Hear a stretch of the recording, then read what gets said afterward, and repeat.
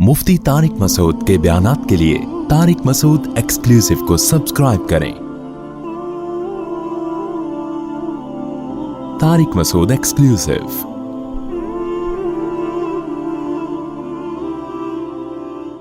Balance करने के लिए मैं ये भी कहता हूँ कि शादी के बाद बाज़ लोगों ने माँ के ये हुकूक सुने होते हैं ना, तो माँ के कहने पे बीवी पे जुल्म ना शुरू कर दो, ये गलत हो जाएगा।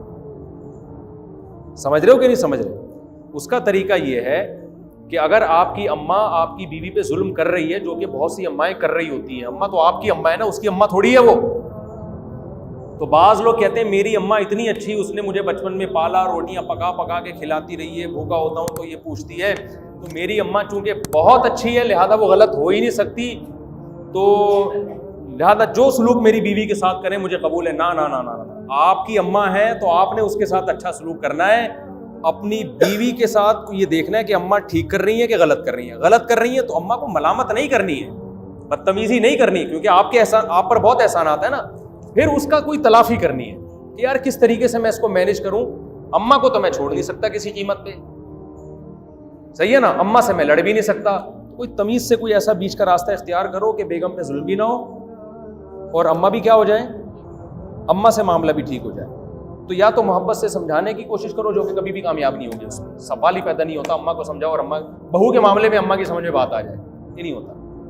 उसका तरीका यही है, अलग रखो यार। इस जमाने में क्या करो ताकि ये टेंशन ही ना हो। बहुत बड़े मसाइल हैं आजकल साथ रखने में। देखो, आदमी को पता नहीं होता कि मेरी अम्मा मेरी बीवी को किस किस्म के तन्हाई में ताने दे रही है, सही है ना। हर आदमी के दिल में अपनी माँ से अकीदत होती है और होनी भी चाहिए। वो अपनी माँ के खिलाफ इतनी जल्दी आमादा नहीं होता, लेकिन इस चक्कर में वो, देखो, बहू के लिए सास है, वो माँ नहीं है। सब सासें बुरी नहीं होती, बहुत सी अच्छी भी होती हैं, लेकिन आपको क्या पता मेरी वाली अच्छी है कि बुरी है?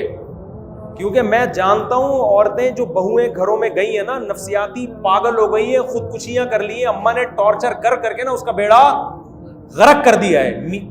शौहर को नहीं पता होता कि ऐसे तंज हो रहे होते हैं, वो जहनी टॉर्चर होकर पागल हो जाती है वो। बिल्कुल ये वाकयात मैं देख के बता रहा हूं, लेकिन जब बच्चे के सामने केस आता है तो उसकी नौयत बिल्कुल चेंज होती है। वो किसी का बाप भी फैसला नहीं कर सकता कि इसमें सही कौन है गलत कौन है। और बाज दफा बहू की तरफ से सास पे जुल्म होता है, ये भी होता है।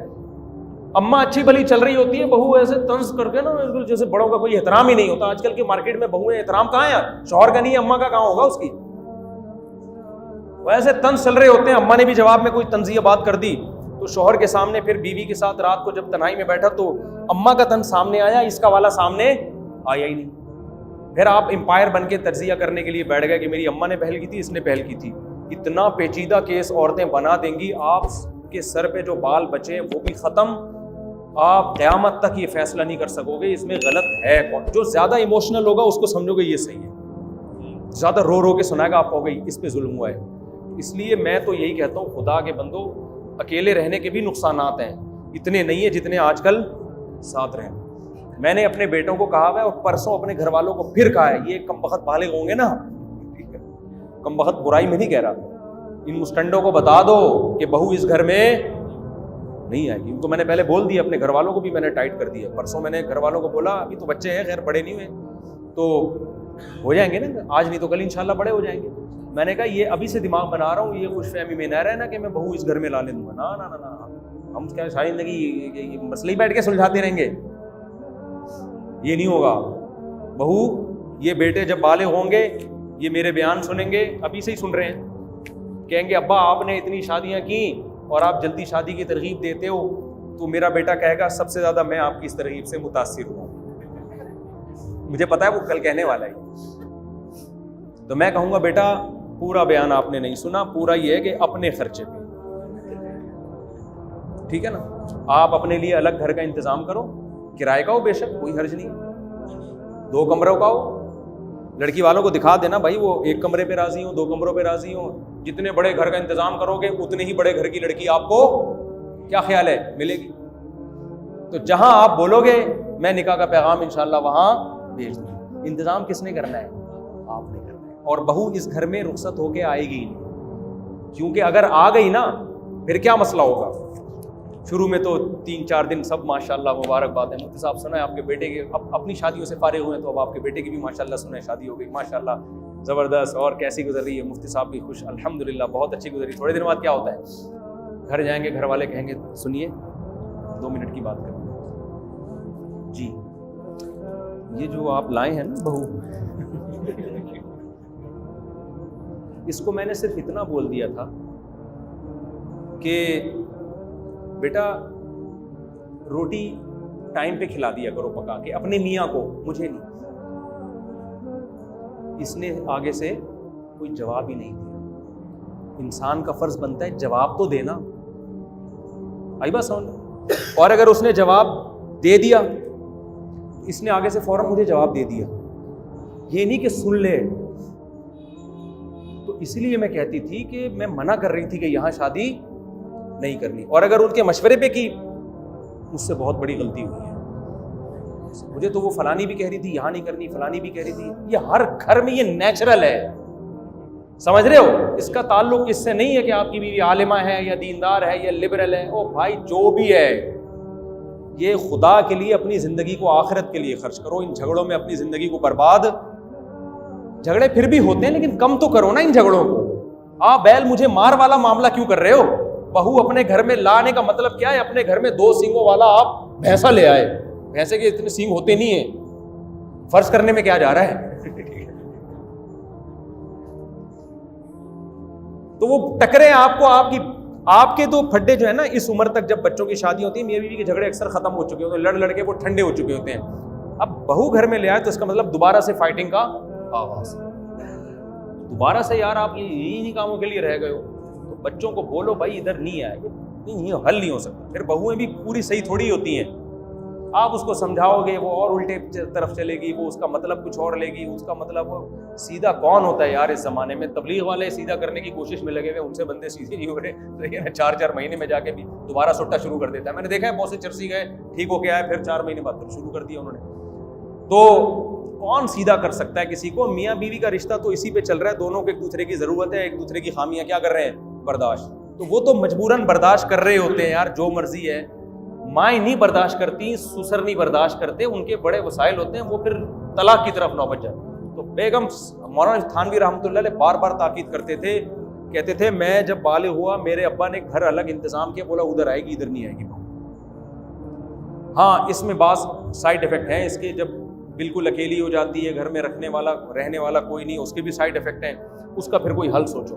لیکن خیر جو اپنی ساسوں کے ساتھ جو بہویں رہ رہی ہیں، اگر وہ اتفاق سے رہ رہی ہیں تو رہتی رہیں، جو ساتھ رہنے کے فائدے ہیں وہ الگ رہنے کے نہیں ہیں۔ اگر لگی ہو رہی لڑائی تو پھر اس کو تھوڑی بہت ہو رہی ہے، برداشت میں آ رہی ہے تو چلاتے رہیں اس کو، الگ بلا وجہ نہ ہو۔ لیکن عام طور پر ایسا ہوتا نہیں ہے، لڑکیاں دماغی توازن کھو بیٹھتی ہیں یار۔ مولانا تھانوی رحمۃ اللہ علیہ فرمایا کرتے تھے بیوی غلط ہو نا، وہ ساس پہ ظلم کر رہی ہے تو بھی اس کو الگ کرو، ساس بہو پہ ظلم کر رہی ہے تو بھی بیوی کو الگ کرو۔ یہ نہ دیکھو کہ اس میں غلطی کس کی ہے،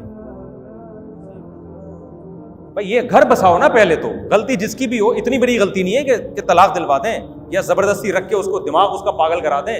آج کل برداشت نہیں ہے، پہلے زمانے میں بہو میں برداشت ہوتی تھی، ساسیں سگریٹ سے جلاتی بھی تھی نا تو برداشت ہو جاتا تھا۔ آج کل ڈپریشن کے مریض بن جاتے ہیں 2 منٹ میں۔ خوراکیں فارمی مرغی جو اپنے پاؤں پہ نہیں کھڑی ہو سکتی، وہ کھا کے کیا آدمی ڈپریشن کا مقابلہ کرے گا؟ کچھ نہ دیسی گھی کھا رہا ہے، نہ خوراکیں ہیں، نہ نیند ہے، نہ پھر دنیا کی ٹینشن ہے، آخرت کی فکر ہی نہیں ہے، دنیا کو مسلط کیا ہوا ہے، تو ذرا سی بات پہ انسان ڈپریشن میں جاتا ہے۔ سب سے پہلے ہم نے اپنے دماغ کی حفاظت کرنی ہے، اپنے آپ کو ڈپریشن سے نکالنا ہے، ہنسی خوشی زندگی گزارنے کی کوشش کرنی ہے۔ پھر اللہ کی طرف سے ٹینشنیں آئیں تو وہ تو اس پہ ثواب ملتا ہے۔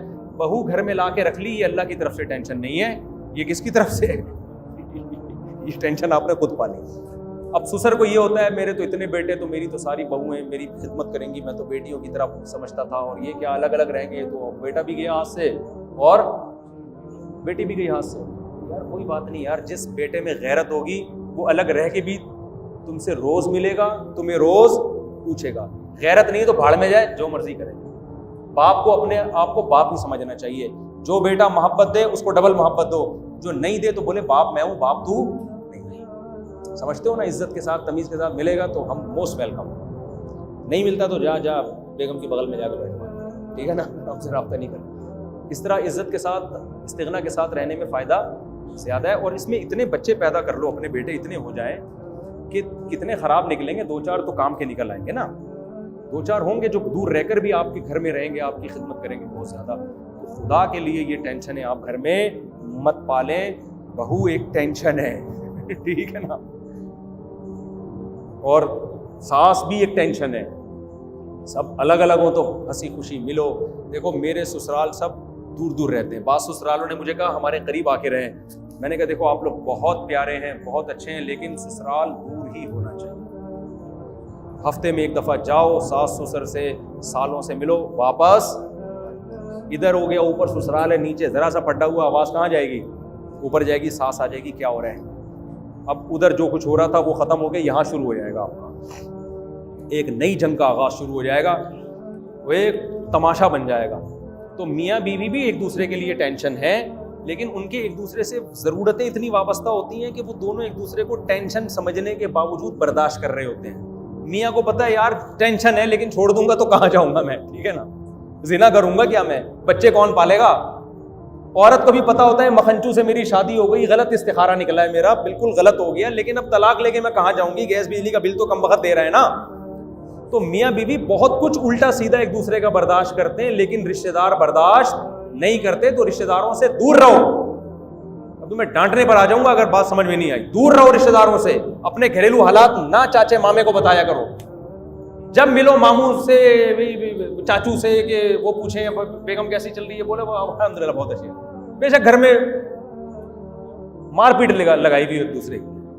نہیں ڈسکس کرو. آج کل توڑنے والے زیادہ ہیں, جوڑنے والے مارکیٹ میں کم ہے. پہلے زمانے میں ہوتے تھے ایسے چاچے مامے کہ وہ کہتے تھے بیٹا دیکھو پہلے اپنا گھر بچاؤ, باقی چیزیں بعد. آج کل مارکیٹ میں اس طرح کے ابا ہی نہیں آ رہے, ماموں کہاں سے آئیں گے, چاچو کہاں سے آئیں گے. اپنا گھر خود ہی بچانا ہے, سیپریٹ رکھو, رشتہ داروں سے ملو. اچھا یہ بھی بتا دوں, شادی کے بعد بھائیوں سے بھی الگ الگ رہو. بھائیوں کی محبت ان کی شادیوں کے بعد نفرتوں میں بیویوں کی وجہ سے تبدیل ہو جاتی ہے. میں نے بڑے اچھے اچھے بھائی دیکھے یار, ایک دوسرے کے بغیر کھانا نہیں کھاتے تھے, شادیاں ہوئی, ان کی بیگموں نے لڑوا دیا.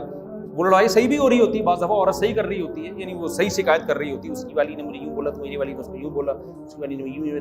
تو آدمی اپنے بھائی سے بدگمان ہوتا ہے, یار کم وقت تو اپنی بیوی کو کنٹرول کیوں نہیں کر رہا, تو اپنی بیوی کو کنٹرول کیوں نہیں کر رہا یار, وہ تو بیوی جو مرضی کرتی چلی جائے, تو کنٹرول ہی نہیں کر رہا. اس کو پتا ہے میں کنٹرول کروں گا تو میری واٹ لگ جائے گی, طلاق تک نوبت آئے گی, میں نہیں کر سکتا کنٹرول, بھائی میری مجبوری ہے. ابے تو جورو کا غلام بنا ہوا ہے یار, تو بڑی بدماشی. اس سے بھائیوں کی محبتیں کیا ہو جاتی ہیں, بولو. ہمارے ایک جاننے والے تھے, ان کے یہاں وراثت تقسیم ہوئی. تقسیم ایسے ہوئی کہ سارے بھائی ایک گھر میں اکٹھے رہیں گے, بہنوں کو پیسہ دے کے الگ کر دیں گے.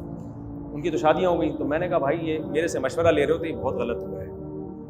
سب شادی ہو گئی نا, سب کیا ہو جاؤ, الگ ہو. اس کے بھی نقصانات ہیں, کم ہیں, اکٹھے رہنے کے بہت سارے فائدے ہیں, لیکن ان لوگوں میں جن کے ظرف بہت بڑے بڑے ہوتے ہیں, ان کی بیویاں بھی بہت پیاری نیک, جو بھائیوں کو آپس میں لڑانا نہیں چاہتی ہیں. ایسا نہیں ہوتا. آج کل مارکیٹ میں جو چیز چل رہی ہے ہم اسی کے حساب سے چلیں گے. سوسائٹی میں الگ الگ رہو, بھائی سے ملو, مل ملا کے چائے پیو اور کھانا کھا کے آ جاؤ. عید پہ اب بھائی کو بلا لو, بھائی آپ اپنی بیگم کے ساتھ آئیے گا, بھابھی کے ساتھ آئیے گا, دعوت کی, اب تشریف ہے, اب دفعہ ہو, یعنی تشریف لے جائیں.